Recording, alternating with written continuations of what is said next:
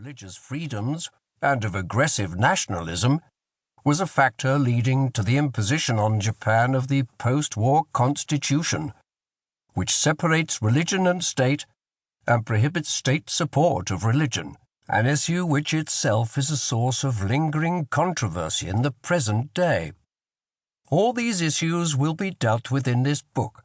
the aim of which is to explain what the religious tradition of Shinto means in terms of Japanese history and contemporary society, and to describe its meanings and myths, the teachings these embody, and the practices, rituals, and festivals of Shinto. The earlier chapters will discuss what is meant by the term Shinto and give an outline of its history, placing it within the broader context of Japanese religion. Shinto is, however, as has been noted above, a very visible presence in Japan, which will be discussed later in the book when we consider Shinto in the present day,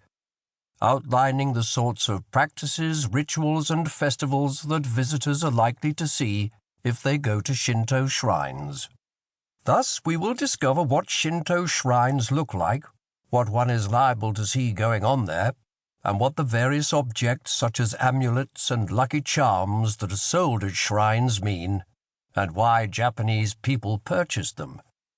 It will also introduce some important Shinto shrines and will draw attention to the visual spectacle and the publicly viewed phenomena of Shinto, from its wild and colourful festivals to its sedate rituals.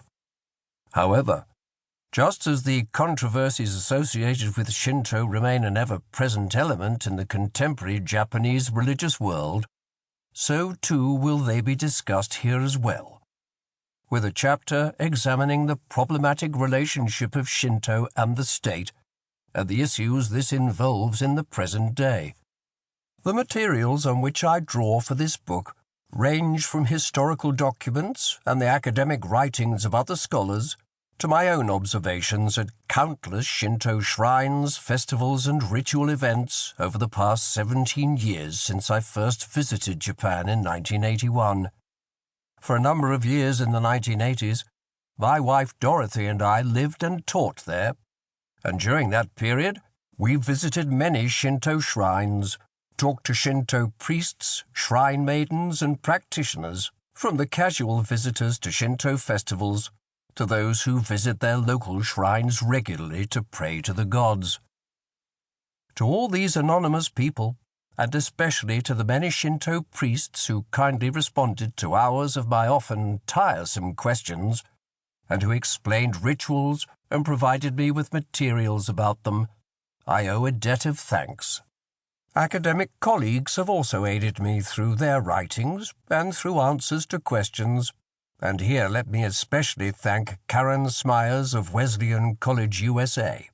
whose work on Inari, probably the most widely venerated deity at Shinto shrines, has been extremely valuable and informative, and also Jay Sakashita, who was most helpful with information on Shinto in Hawaii. I owe an immense debt of thanks to my family for providing the sort of emotionally supportive atmosphere in which one can write books. I give many thanks to Dorothy, my wife, for her support over the years and for her help in asking the questions that produced the results found here. I also thank my children, Rosie, age 9, and Philip, who is 6, who are not quite sure what I do for a living, except that they know I write books of some sort, although ones without the pictures and adventure stories that they would like, but who tolerate me nonetheless and give me loving strength. My other debt is to my first publisher, Paul Norbury, who conceived the idea of this series, inveigled me into cooperating in it, extracted an unwise and over-optimistic commitment from me to produce this book, made me feel guilty about not getting round to doing it, and who finally, over a beer in Budapest, stirred my conscience so much that I promised a specific delivery date. Like all scholars, I was late with this, and to Paul I owe an apology for the continuing indisciplines in my own life that have caused this to happen. Nonetheless, the book has materialized at last.